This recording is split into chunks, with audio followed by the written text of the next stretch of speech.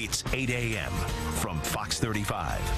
This is Good Day Orlando. All right, speaking of your kids, every parent goes through this. We're talking about loud, obnoxious, or whining children who want their way and they want it now, or they're just not happy about whatever it is at the moment. Before you get too frazzled, though, or you give in to their little one's demands, there are some simple ways you can stop whining, regain your sanity, and really regain control. Author and family physician Dr. Deborah Gilboa, or Dr. G as she likes to be called, joining us this morning with more on this. Good morning. Good to see you. Good morning. Thank you so much for having me, Amy. All right, so let's talk about this. This is something every parent goes through. I mean, it's sort of one of those things that we sort of feel like it's inevitable, and there's really nothing we can do about it. But we can, is that right? We absolutely can, and we should, because when we give in to our kids' whining, we give them this idea that other people will give in to their whining, and then they're kind of shocked and betrayed when they have a teacher or a boss or a roommate who is not having it.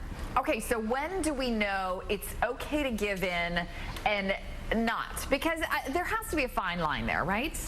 I think, in general, our kids need consistency. So if 95% of the time when they whine, they know they're not going to get what they're asking for, kids are pretty practical. They'll mostly stop. Then, if we know our kid has, for the most part, licked the whining thing and they start to whine like crazy, then as a parent, we're going to look for the reason. Are they exhausted? Are they getting sick? Is there something else going on? And we can have empathy for that, but we still don't have to give in to the whine. We can ask them to step up a little bit and ask in a calmer tone of voice. Okay, I like that. What about as far as age appropriateness? Because that's the other big thing, too. You know, we sort of tolerate, I think, whining when they're 2, when they're 3, when they're 4, when they're 8, 9, 10.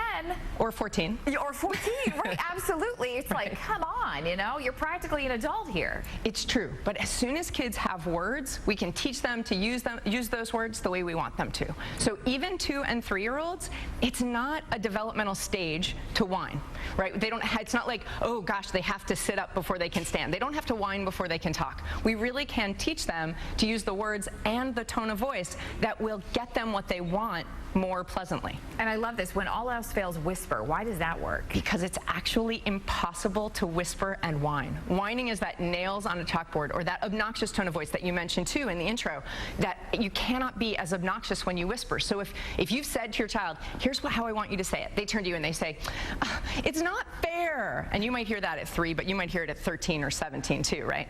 So if they say, it's not fair, you can say, hey, try saying, Mom, I'd like to talk about this.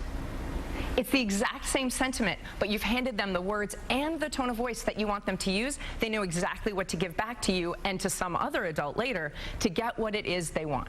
That is such great advice. Dr. Deborah Gilboa, how can people at home find you if they would like to get more of your advice? I hope that they'll check out my website, which is askdrg.com. And they can find me on Facebook, Ask Dr. G, on Twitter, Ask Dr. G. I'm everywhere. Oh, great. Well, I love it. We're glad you're everywhere. We're glad you're here for sure. Thank you so much for being with us this morning. Thank you. All right. Still count this morning.